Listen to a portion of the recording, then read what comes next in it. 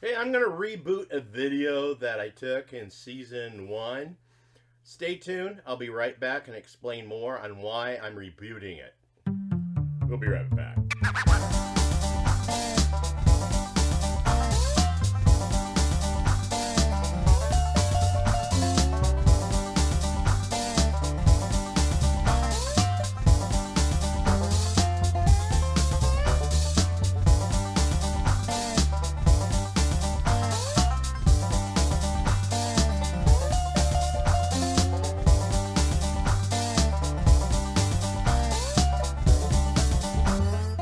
Hello, welcome to Southern Oregon Safaris where the buffalo roam. I'm your host, Jerry Hansen. Hayden's over at the ranch right now. I'm at home. I'm going to put this video together. It was one we did in season 1. I wasn't happy with the way the sound came out because of the software I was using that turned out to be a faulty software. I have since then downloaded a more professional software, so the audio quality is going to be a lot better. And in this show, we're going to have it completely re-edited for your enjoyment. So, enjoy. Okay. Welcome back to Southern Oregon Safari. And we're the Buffalo Roam. I'm Jerry. And I'm Hayden. Yeah. At least I was earlier. Okay. But we want you guys to know who we are. But in today's episode, what are we going to do today? Well, we're just going to get up close and personal and talk about who we are and what started this mess, I guess, right? I think people want to know. Yeah. First of all, how we met. Yeah. I saw you with your giant chickens down there at Rainey's Market where I buy my feed, you buy your feed. The atomic chickens, we call them? Yeah. The ostrich? Oh, the ostrich, yeah. And you invited me up and we started filming and it just went from there. And the friendship blossomed from there. And here we are. Yep. Amazing. Yeah, we've. I think one of our most popular video was doing foot care on the Yeah, elephants. I saw that, the elephant foot care. Everybody really liked that. We'll have to do more of that. We'll do some skin care and talk more about how you care for an elephant. I guess people really want to see that, so that's what we'll give them. We're here to try to give you guys what you want, educate you, entertain you, and we want you to leave feeling like you got something from it. Yeah. So Hayden, how did you get? How did you come about getting these animals in the first time? How old were you when you got started? Let's go back to the very beginning. I hope I'm not going to bore you anybody. But so, as a child, from the time I was probably 3 or 4 years old, whenever anybody asked me, what do you want to be when you grow up, I would always say I'm going to be a veterinarian, an animal doctor. I really thought that's what I was going to do, and I wanted to do that. But it became pretty apparent at an early age that I did not quite have the scholastic smarts, or the ability to focus enough. I was a bit ADD, ADHD, whatever you want to call it. Back then, there was no name for it. It was just, you're an idiot. And so there was really no help or very little, and there was really no name for what I was experiencing, and I was not getting the assistance I needed for me to enjoy or even focus enough to learn anything scholastically. I was always a hands-on kind of young man.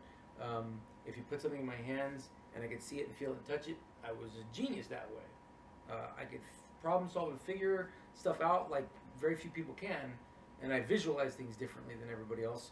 But my attention span has to be grasped with visual and auditory, and then being able to touch the object and feel it with my hands. But reading it, even though I'm a really good reader, I can't absorb it. It just goes away. My brain goes into, I get bored easily. My brain just goes off in a la la land.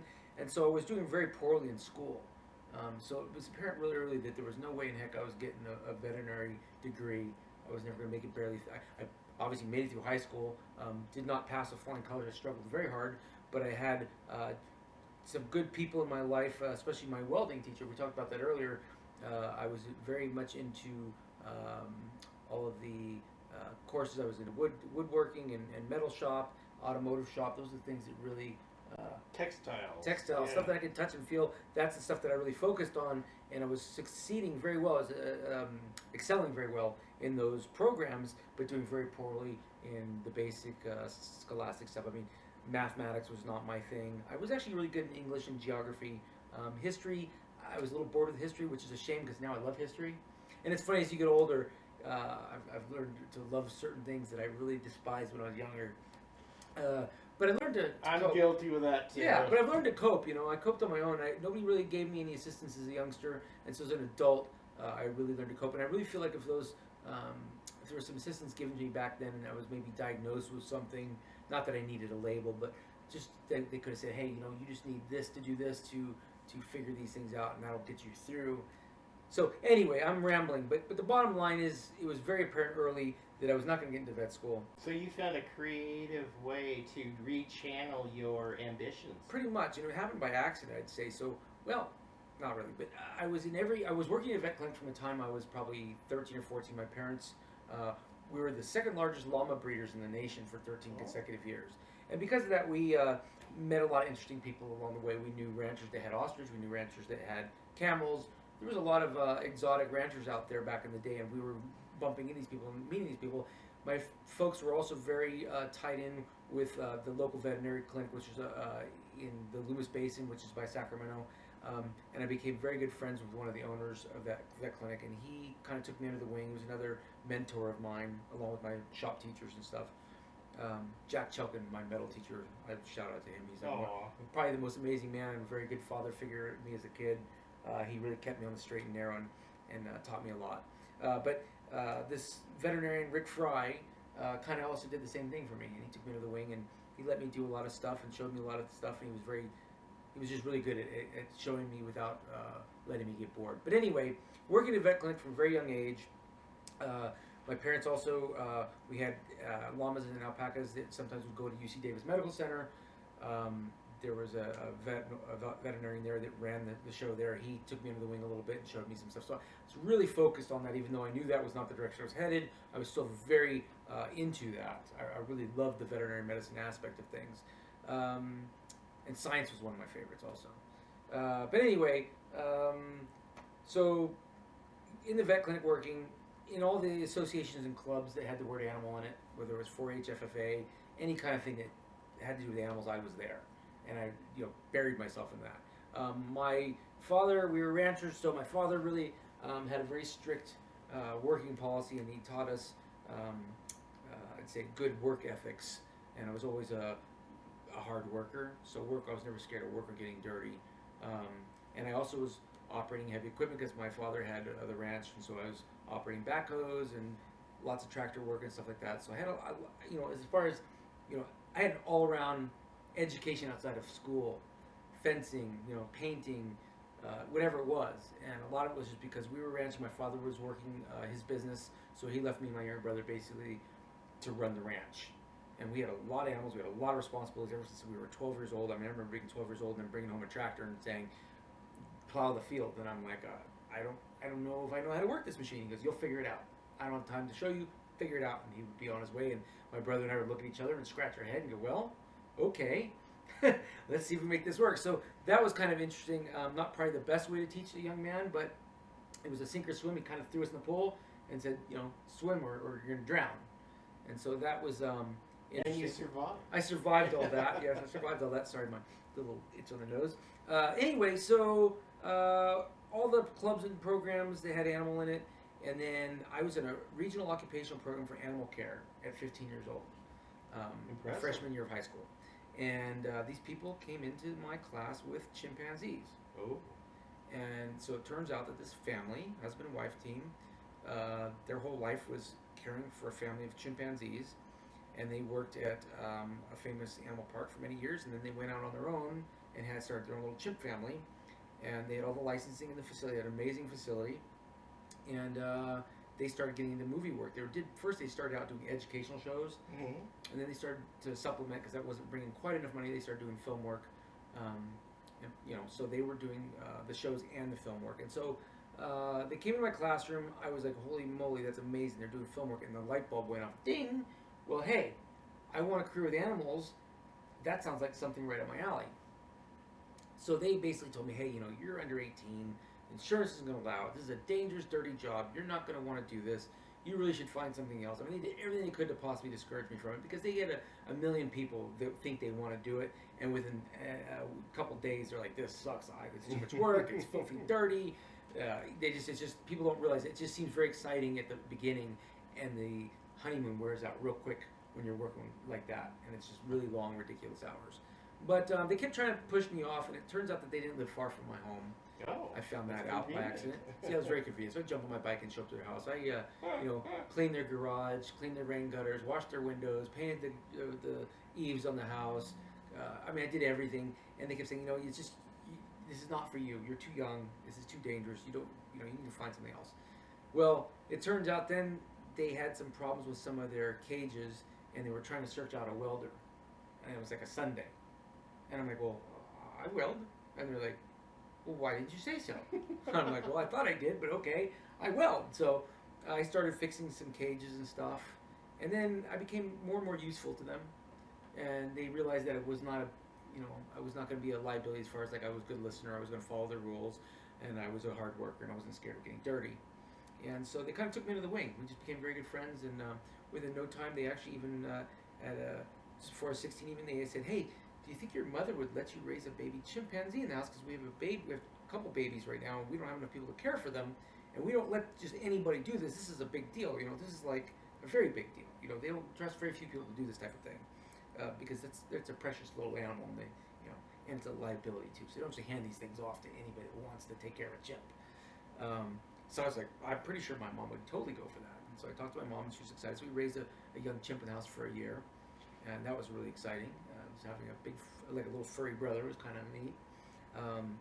So anyway, that happened, and then before I was even 16, they said, "Hey, we've got a commercial in Canada. Do you think your folks would let you go when you're out of school for the summer? Would they let you go to Canada for a couple months and help us work the chimpanzees?" And I'm like, I'm pretty sure they would. Score. So I wasn't even 16. I was already working on my first commercial in Canada, and so that was really exciting for me. I mean, that was a big deal, and that's kind of how the whole thing launched for me as far as getting the animals. My big joke is that they said, "Well, how did it all happen?" I said, "Well, I kept burning the food at Taco Bell, and they told me you'll never amount to anything." I said, "I'll show you," but that's just a joke. But anyway, so that's how it started. I started very young. And I just made myself as useful as I possibly could to them. I made myself very valuable to them because I could do a lot of different things, and I proved that. And I just constantly was working at making their life as easy as I possibly could, so they would need me and feel comfortable with me, and it worked out really well. A couple years after I started working for them. I did a couple commercials, a couple films with them. I spent a lot of time over there at their facility and working with the chimps, and we wound up working on a feature called Beastmaster with Mark Singer. I've heard of it. Gem. It's a real fine piece of work. I think it won a couple Academy Awards in it. Not. But anyway, it was an interesting thing. We wound up going down to Southern California with the chimps to work on this film. And there was a gentleman that had a husband and wife team actually that had some other animals, and they worked in the movie industry. And they had lions and tigers and bears, oh my. And I was like, wow, I really kind of want to learn more. I mean, I love the chimps. They're really wonderful. These great apes are just the most awesome creatures on the planet. But I was chomping at the bit to learn more, and I wanted to learn more. So I kind of hinted that to the guy that was working with the chimps. I said, hey, would you be angry with me, or if I decide to go work with this guy in Southern California for a little while? And they were friends. They knew each other.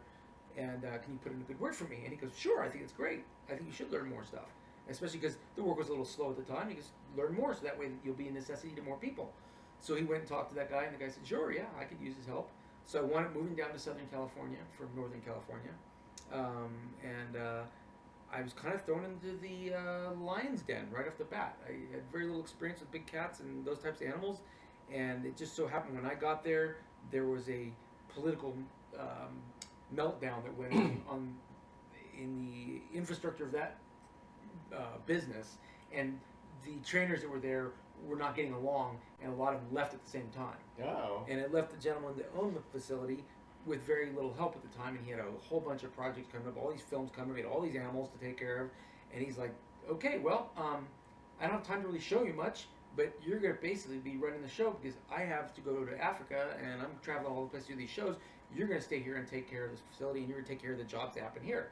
So I literally, I jumped in head first in the shallow end. It was a very, very short window to learn anything. Scary, not exactly the way you want to do it, but that's what wound up happening. I jumped into the shallow end real hard and fast, and I survived it. Thank God there was no serious accidents, a couple scratches and bumps, but other than that, it was like you're going to learn real quick. You have no choice. And so I would say it's in my blood, kind of, because I've always felt more comfortable with animals than I have with humans. I'm more of an animal person than a people person. So yeah, I started working with lions and tigers and bears, and it just was very fast. It was go. It is pretty. It can be very dangerous. I mean, some of these animals don't take to strangers very well. You have to spend a lot of time with them, and it's better to start with them when they're young, so you can build a rapport and a relationship with them. And then you're kind of in the middle of the hierarchy instead of being at the bottom. Well, I'm at the bottom, jumping right in with these things, and they test you. I mean, they don't messing around. They have claws, teeth, and they're capable of doing inflicting some serious harm and danger real fast. And here I am at the bottom of the barrel, walking in, and you're obviously, you're kind of there, or there. It's kind of hard to say, but you're kind of controlling them. Like, so all of a sudden, you're putting a leash in your hand. It's like trying to take a big Doberman or a Rottweiler or whatever, or a Great Dane that has never met you before, and somebody hands you the leash. That's not the best way to start. You really should start laying on the ground with them or playing with them first and making friends with them before you actually start saying, hey, come here and take the leash and pull. Especially for a dog that may just go, you know what, I don't know you, and you're pulling on my leash, or you're telling me what to do, and we don't have a relationship. And so that was tricky. That was really tricky. But I survived it and got through it really well. And the gentleman that I was working with was very knowledgeable, and he was able to show me a lot real fast. And then he showed me the basics and said, okay, sorry, but you're on your own. You better figure it out. And I need all these animals to get all the 100% attention, and you're going to have to work them without me most of the time. So good luck. And he was off because there were so many things going on, so many projects. He was off and running, and he was a very busy man. And so I took it from there. And it was a pretty interesting. I've lived an interesting life. It's been pretty exciting. It's never been a boring moment or a dull moment. Worked with him for a long time, and then right in between, or just shortly after I started over there, he had a tremendous amount of elephant experience, and he always wanted to have elephants of his own. He had worked with lots of other elephants in the past for other people, but he didn't have any. He didn't have any when I got there. Time. And I'd never been. Well, I shouldn't say that. I was around one elephant. It was a young male that was over at the Fresno Zoo that belonged to this gentleman, who's no longer with us. He's been deceased for years, but he introduced me to his elephant once, and that's the only elephant experience I've been around. Other than there was another guy at the fair they used to hang out with. They had a couple of elephants, but anyway, I'd never really been around that much. And so this gentleman says, "Hey, I'm gonna get this little elephant." And what do you think? I'm like, I've never been around an elephant, but that sounds super exciting. I think they're the coolest animals on the planet. So he gets this little African elephant, and I was just, I was in love within seconds. Like I'd never seen anything so amazing in my entire life. That was just the most incredible experience ever. It took my breath away. How old was this little elephant? She was 5 or 6 at the time. Oh, okay. She was a youngster, but she was just amazing, just absolutely amazing. Sorry. And so I fell in love immediately, and I was like, "Oh my gosh, this is the coolest creature on the planet. This is such a special experience, and probably very few people get to have this experience." But right after that, I started thinking to myself, like, "Wait a minute. I mean, they're social. She needs another elephant." And I said, "Well, you know, we're gonna need more than one elephant. We can't have one elephant." He goes, "Yeah, I know that, but I don't have the money for a second elephant right now." And I said, "Yeah, but you have the facility and the licensing for multiple elephants." He goes, "Yeah." I'm like, "So if somebody was accidentally able to come up with the money, could there another elephant be here to be friends with this elephant?" He goes, "Absolutely." So at the time, I had a little bit of equity into a condominium that I bought to live out by the ranch there, and I used some money that I'd saved up, and I bought this condominium, and I bought it really cheap, and I had enough equity in it. I went to Bank of America and said, "Hey, I need to do a home improvement loan. It's going to cost $60,000. So Bank of America gave me $60,000, and that elephant Susie out there, I was about 20 years old. That was where the $60,000 That's how she went. came into your life. That's how she came into my life, yeah. And you've had Susie since she was 1? No, I got her when she was about 6, and I'm 6. 5 and a half, and I was 20 then, and I'm 55 now, so we can do the math on that. Okay. So that's how that happened. We stayed there for many years with the other elephant, and then I moved onto my own. I decided to branch out on my own, and that's what I wound up doing. Worked for the great pop star Michael Jackson for many years. What did you do for Michael Jackson? Well, I don't tell a lot of people about it, but I basically was an outside kind of consultant Okay. to the zoo facility. There was quite a zoo facility there. At Neverland. At Neverland, that's Okay. correct. In Los Olivos, California. It was a wonderful place. It was a real shame when it unfortunately met its end. It did, I guess, like all great things, come to an end at some point. Yeah, that's unfortunate. It was a very unfortunate situation. But anyway, I worked for Mr. Jackson over at Neverland for many, many moons. Worked with Janet a little bit. Did some music videos for them. I was also going back. There was another veterinarian that I was very good friends with, and he's also passed on over the years. But he was an amazing veterinarian. He was a zoo vet for all the zoos around the world. Oh wow. And he introduced me to Mr. Jackson originally, and then I also worked with Siegfried and Roy a few times with their tigers with the veterinarian, and I did some stuff for them. So that's how I kind of got tied into that whole thing. And Baba the elephant actually was Michael Jackson's. When the ranch started failing, I had my elephant Susie living at Michael's place with Baba, and they became kind of bonded. And so when things started going poorly there, I said to him, hey, there's a little bit of money that's owed to me, and the elephant needs a good place to go that she can stay with Susie and live out her life as a retired elephant. And I have the facilities and licenses, and so I'm going to come up with some more money after we make a deal, and I will take her and give her a permanent home, forever home. And he agreed. Michael agreed to that. Mr. Jackson agreed to that. Nice. And I've had her ever since. I've owned her. I've been around her since she came to the country at 2 years old. Okay. But I've owned her now. I'm just guessing, but I think it's been 16 or 17 years now. I'd have to do some digging into my records to see exactly the time, but it's about that long. Okay, so Michael's had 3 elephants? Baba? Yes, Baba, Ali, and Gypsy. Gypsy. And Gypsy passed from old age at she lived a very long time, about 57 years old, I believe was what she was when she passed. Now, she was that gift that Elizabeth Taylor bought. Gifted. The famous birthday present. Yes, and I took care of Gypsy for many years, or not for many years, for a couple of years before she wanted to, so Neverland had its facility built. And I was there when Gypsy was delivered to Mr. Jackson. I was staying in her life the whole time. And she was a wonderful Asian elephant, beautiful animal. Really sad to see her go, but she really lived a really long, full life. Neverland was a really special place. It really was. I mean, it had its. There was a couple things that I was not thrilled about, and it had its own set of issues. But overall, it was done very well. The facility was done very well, and when there was no money problems, there was never. We were always just told, make the animals as happy and comfortable as they possibly can be. And so that was great. I did like that. Mr. Jackson always wanted the animals to have the best. One question I've known that you've worked for Michael, but I get questions now and again, just looking around and talking to people. Everybody's asking whatever became of Bubbles.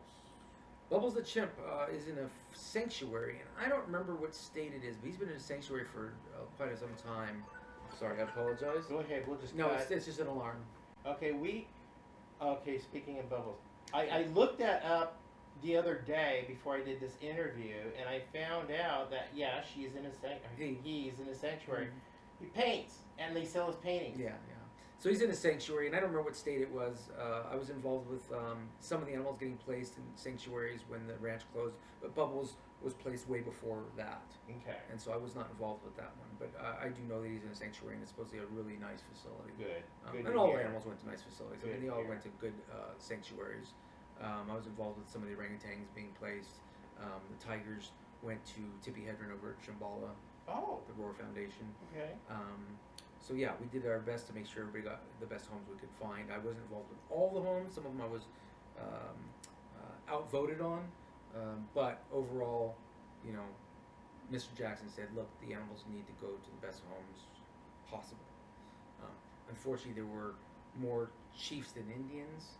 Yeah. Some of them maybe didn't go to the perfect situation, but we did our best we could, especially with what I could do on my end. It was important that was done properly. So anyway. You mentioned you've done some music videos with Michael's sister? Janet, yeah. And you've done a couple more music videos too. Well, I worked on Remember the Time, which was a Michael Jackson music video. I worked on Black and White, I also worked on Jackson American Dream, which was basically about their life. Okay. Yeah. So yeah, did And a couple of current pop stars. Christina Christina Aguilera. Aguilera, Katy Perry. Yeah. Katy Perry's Roar and Christina Aguilera's Hurt. That's correct. Hurt. Yes. Yeah. Those are videos I worked on. But yeah, I did a lot of work over the years. There was a lot of films and commercials. And everybody say, commercials. people love to ask me what all did you work on, and it's all just a blur to me now. Yeah. I always get. I can tell you, he was in a couple of Super Bowl commercials, and one I get a kick out of. Which one of the pedigree? No, Spike? not the pedigree. Spike is in a pedigree commercial. Yeah. Come on, Rusty. Come on, let's go for a walk.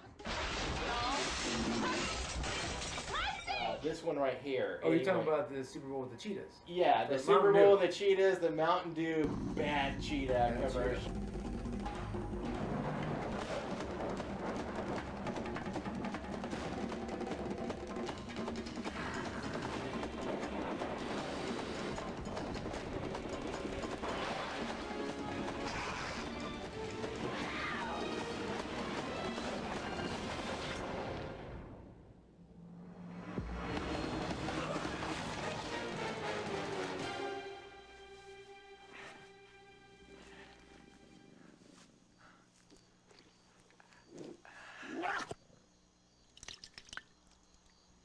Bad cheetah. So that And one's actually, hilarious. you know what was supposed to happen is I actually landed the part of the young black actor that says Bad Cheetah. That's why. Yeah. And that's why. Oh no, I'm sorry. I'm wrong. I'm not. The Bad Cheetah was the main actor riding the bike. I was supposed to get the part of the young black fellow that says, "See, that's why I'm not a cat person." See? That's why I'm not a cat person. And I actually landed that role. They I don't even know why, but they asked me to audition for it. I did, and they accepted. They said, "Yeah, we want him to do it." But what ended up happening is I couldn't do it because I was working the cheetahs, and it was going to conflict with the cheetah shooting. So I couldn't do that. I would have made a stupid amount of money if I'd have gotten that. Oh, but you still got your I face on still camera. did, and I got not so much my face, my body. So I did all the body double and stunt work, and so I did get a lot of residuals. I made really good money off that. But if I had landed that, if I had kept that other part, if I could have made it work time wise, oh man, I would have been really in good shape. So now we kind of know a little bit more in depth on who Hayden is and what he is. Yeah, and so I could never be a vet, but I married one. It's almost the You same, married right? a vet. And you know what's really neat about that I like, Jerry, is when we get mail, it says Dr. Hayden and Stephanie Rosenauer. So I am a doctor. I just don't get paid like one. My wife just really gets frustrated because I always make that joke. I'm like, look, I'm Yeah. a doctor. And she's like, whatever. You got a PhD. I've seen it leaning against the wall in your tool shed. Yeah, Your exactly. postal digger. Yeah, my postal digger, exactly. That's what I'm a PhD in. I always tell people I'm a shitologist. Oh, you got a mountain out there. I got mountains. I'm an expert in like, stories. Is one of the stories. Is one of my favorites. Is my wife and I have been to Africa before we even met separately. But I worked on a show called 1,000 Ways to Die, and I recreated an elephant attack. It was based on a true elephant attack in Africa. This elephant took a Land Rover with a safari guide in it and flipped it over and injured the guy. And I was recreating the show, or recreating the accident, and I was actually the stunt guy that was being attacked by the elephant. So you're not only an animal handler, I do a lot of an stunt work actor, as well. and a stunt Yeah, I do man. stunt work. I'm Screen Actors Guild, do stunts. But anyway, so the funny part was I did this thing.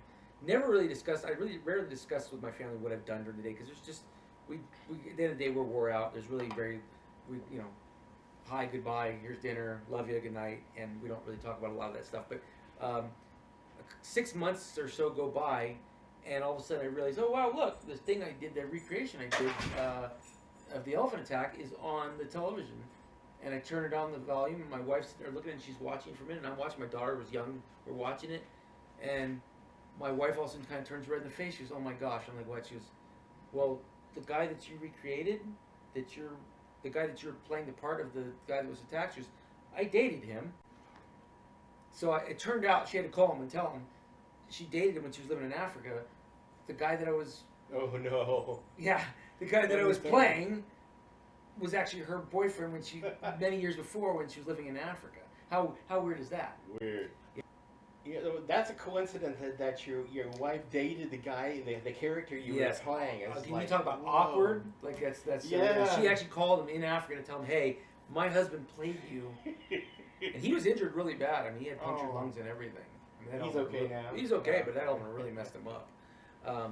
But anyway, yeah, that's funny stuff. And then there's a lot of funny stories. I can go on all day with them. But another thing that was really interesting is I was the Mexican Marlboro Man, but not the Marlboro Man. They have a cigarette there called Tigre cigarettes, and I wound up landing a part because I worked with the Tigers.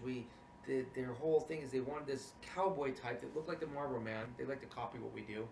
The big old Western mustache and the hat, and he not only does he ride horses, which is really cool to them, but he has this tiger that follows him everywhere he goes. So Tigre cigarettes being tiger in Spanish. That's their mascot is the tiger. So this cowboy is riding across country on this horse with a tiger following. Well, who writes this stuff? I mean, honestly, horses and tigers are not to be mixed. Yeah. But we did it, and it was wild. And so I wound up doing all the stunt work for this. So I was riding the horse with the tiger.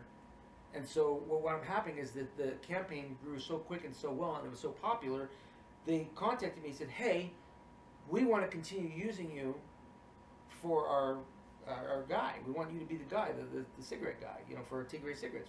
Are you interested? And I said, well, sure I am. So they were flying me to Mexico to shoot more commercials, and I didn't know what I was getting into. I literally got off the airplane, and there was like all these screaming women begging for an autograph. Oh my God. I mean, I get off the plane. I mean, I didn't think much of this, and then I'm driving down the road. The taxi's just driving me down the road, and he points up. He goes, "You!" And he points up, and I look, and there's this giant billboard. And there's your butt on a billboard. Big old picture of me sitting up on the billboard, and I'm like, "Wow, that is crazy." That's funny. Yeah, so those are the kind of funny little things that happen in life. You just Oh don't. my God. I had no idea. Well, one of your most iconic animals you have is Spike. Spike the rhinoceros. Yeah, tell us a little bit how you acquired Spike. Well, that's an interesting one. So, there was a gentleman that I knew that basically, he was a broker for animals for zoos worldwide. And he was in Prague. And I had met him a few times because I had done worked with him a little bit on some stuff. And he helped me secure some pelicans from the Czech Republic. They were zoo pelicans. And they were what they call surplus birds, and they were trying to find another place to send them. And he had the contacts and the ability to get stuff imported into the U.S. legitimately and legally, and he had the channels, and he had all the knowledge, and he knew what needed to be done, how to file the paperwork. And so I imported some pelicans, and we kind of got a little talking. We're a little friendly. We got to talking, and he says, "Wow, you're really interesting. You've had a lot of different animals." I have had a hippopotamus. I didn't know that. Yeah, I had a hippopotamus. I had leukemia back in '95. And during that, I was actually forced to sell my hippopotamus to another park, which broke my heart. I miss her dearly, but she had got a wonderful home there. But I did have a hippo, and I've been around pretty much and worked with all animals. I've owned a lot of really neat animals. Did you get the hippo for Christmas? I did not get the hippo for Christmas. Oh. But the PV song. exactly. So anyway, he did say to me, he goes, "Well, you've had so many amazing animals. Yeah. You've got an amazing group of animals, but what's your dream animal? Like, what are you dying for?" I said, I've always just thought rhinoceroses were amazing. One day I would really love to have that experience of having a rhinoceros. I said, but it can't be done because there's no way to get one into the country, and it's just really complicated, and you have to be basically zoological to do that type of stuff. And he looked at me and goes, well, I'm sure we can make that happen. I'm like, yeah, whatever. So some time went by, and I talked to him again, and he says, so how serious are you about that rhinoceros? I said, like I said, it was just, you just asked me what animal would be really amazing. That's all I said. I said, but I don't have any way to get it into the country, and I didn't know where to start, and that probably would cost a fortune to do. And he goes, okay. So he was at a auction for animals in Africa at the time, and he sees this on the list of animals that are being sold, a young male rhinoceros, almost about a year old. And so he did some research and found out that the mother had, this is what I've been told, is the mother had been poached, and he was hand-raised by a park out there, and so, because he was orphaned. And so, unfortunately, he got kind of aggressive, and they don't know how to train or take care of, they don't normally take care of and keep animals in captivity there. Everything kind of goes out to a park. Which is funny because a lot of people say in the wild in Africa, there's very little wild in Africa. Everything's in a park. There's still, I call them pseudo zoos. They're still got fences and stuff, and they still have to be managed and maintained. But anyway, because he had no fear of humans, he's imprinted on humans, he couldn't be released into a regular park. So he's being auctioned because he was kind of a liability at that point, because you let a rhino like that into a park and he grows up and he's not scared of humans, that's how you have huge liability accidents. So he says, hey, there's this rhino and it can't be released into a park. It's too handleable. It's been imprinted on humans. It's been raised. He's a bit aggressive. I went and saw him. Are you interested? I'm like I said, that's super exciting, but there's no way I can get this thing into the country, into the U.S. And he goes, don't worry about that. Let me handle that. I'm like, I don't want any trouble or problems. He goes, no. Up and up, all legal, all legit, guaranteed. I'm like, I don't know. So anyway, I said, well, I guess. And at the same time, my brain, I'm like going, this is weird. I don't know about this. This is kind of weird. But I knew the guy, and I'd done deals with him before, and he was always legitimate and up on the up and up, and everything was always, the T's were always crossed, and the I's were always dotted. And so it just wound up happening. He's like, okay, so you need to come up with some money because I've got this going. This is what you need to come up with, and you got a rhino going to be shipped to you on this date, and all the paperwork's done, and the feds will be there, and the state will be there, and all the paperwork will be there, and you need to have a veterinarian to check this off and check that off, and you need to be there at this time with proper paperwork, and you better have your facility ready, and you need to have the proper trailer equipment to move a rhinoceros baby. He was young. He was about 1,000 pounds, but you got to have the proper setup. I'm like, what? And he goes, I'm telling you, I told you I'd do this deal. It's happening. It's legit. You are now the proud owner of a young male rhinoceros, and he, he's an orphan baby. So now you've got this little orphan, and he's yours. So I scrambled and got everything dealt with and done, and we show up with my friend that's a veterinarian, and we get there, and it was all exactly like he said it was, and there was another rhino there that was going to another zoo. And he's been in my life for he's going to be 17, and I've had him about now 16 years this year. Wow! And he's been just amazing. He's just an amazing creature. And our goal one day, and I've been saying it for years, but we really hope that we can raise enough funding somewhere to actually get a female for him. Alone, but they are non-social in the wild, male rhinos. They only come together to breed and to fight, territorial pissing, basically, pissing matches. So not like a social animal, but as you've seen, people are like, well, he is social. I mean, that is captivity that's created that. That's not a natural behavior. They don't really have any friends in the wild, and humans are definitely not their friends in the wild. So it's a dangerous world in the wild, especially in Africa, especially with hunting and all that. And there's a lot of legal hunting, but there's a lot of illegal hunting and poaching, and a lot of the rhinos in Africa have been shipped to this country, and we've got a lot of rhinos in this country right now because the African government has just been totally failed miserably at trying to protect them. Oh. They're just so valuable dead, just that horn. There's so much value on that horn that they can't keep them alive. It's just an unfortunate situation. So there's been hundreds and hundreds, if not thousands, of them imported in the U.S. in the last couple of years to mostly like... just to save them. Yeah, sanctuaries and stuff, just to keep them from being hunted out completely. When I got Spike, the southern white rhinoceros was actually doing very well. The numbers coming up dramatically. They were doing really well, and that number got crushed really bad just shortly after I got Spike. The numbers dropped dramatically. Oh wow! Yeah, I've heard that the numbers are just really in the hole bad. Oh. They've lost so many rhinos in the last couple of years, and then they've just shipping them out by the dozens to keep them alive. And you are paying for the life of a beautiful creature. So please tell your friends and relatives, never buy products made from rhino horn. When the buying stops, the killing can too. Because if they stay in Africa, there's no way to protect them. You got to figure what happens is that you got rhinos that are miles and miles and miles out in the middle of nowhere, and there's not like a security guard. They have no money to even do it, and these poachers have become so smart about it that they've become. It's basically like a cartel. I mean, they're like flying in helicopters, shooting the rhino, taking the horn, hacking the horn off, jumping the helicopter, and flying off before anybody will start a Range Rover that's 5 miles away from where the rhinos are. There's just no way to really solve because this there's so issue. much value in that horn. Yeah, it's just very unfortunate, but that's the reality. In fact, I just was reading something about 9 years ago or 8 years ago. I don't know the exact date, but some rhinos were literally poached at a French zoo. At a French They zoo? came into the zoo in the morning. The rhinos were dead with their horns missing. Oh. That's how valuable those horns are. And so We have cameras on Spike. We watch him, and I carry a big stick. We're very protective over him. But one of these days, we'd like to get him a female.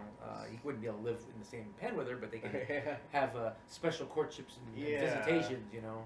So you got Baby quite mama. the sanctuary here. Yeah. Well, I don't like the word sanctuary as much. I mean, sanctuary is not really what we are, just because sanctuary, I think, implies that we're doing nothing more than rescuing animals and that we are somehow animal rights. And so that's not really what our goal is. We're more of a conservation. I like calling it a conservation refuge.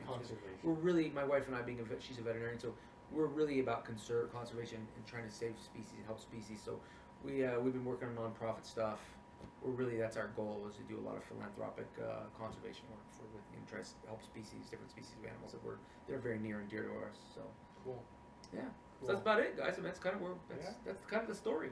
We've got more stories to tell you, but we're gonna save those for another episode. And you probably all have more questions than answers. Or Yeah. you need more answers to your questions, and comment below and ask us those questions. We'll try to get those answered for you. Yeah. Hit the notification bell down below. Like and subscribe, please. Give us a thumbs up. Yes, that'll help the algorithm, and that'll get us to grow. We need the show to grow. And we'll see you guys in our next adventure. We'll be working on more episodes coming up. Next We're season. launching for next season, so stay tuned for the next season. I'm Jerry Hansen, I'm Hayden. and this is Southern Oregon Safari. And we're the Buffalo. Bye-bye now.